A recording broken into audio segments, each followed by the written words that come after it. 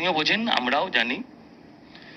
এতক্ষণ যেটা শুনেছি সেটা শোনার পর সাবজেক্ট থেকে আমরা বহু ক্রোশ দূরে গিয়ে পৌঁছেছি। স্বাভাবিকভাবে যদি তারপরে দাঁড়িয়েই উত্তরগুলো না দিই তাহলে বলবে তো উত্তর দিল না কেউ।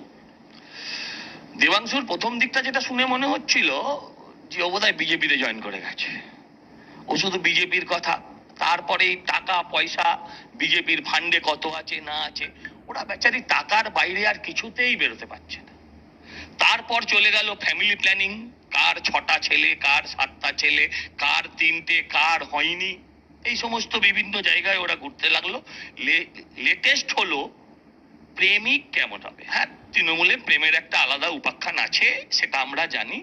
তো সেই নিয়ে আমরা বেশ খানিকক্ষণ শুনলাম, কোন প্রেমিক তোমাকে পছন্দ নয় বললেই বাড়ি চলে যায়, কোন প্রেমিক আবার গিয়ে অ্যাসিড বাল্ব নিয়ে ছুঁড়ে মারে, এসব আমি বলতে পারবো না, এটা ওই বেহালা পূর্ব পশ্চিমের প্রার্থীরা তারা বলবে, এগুলো নিয়ে আমার কিছু বলার জায়গা নেই।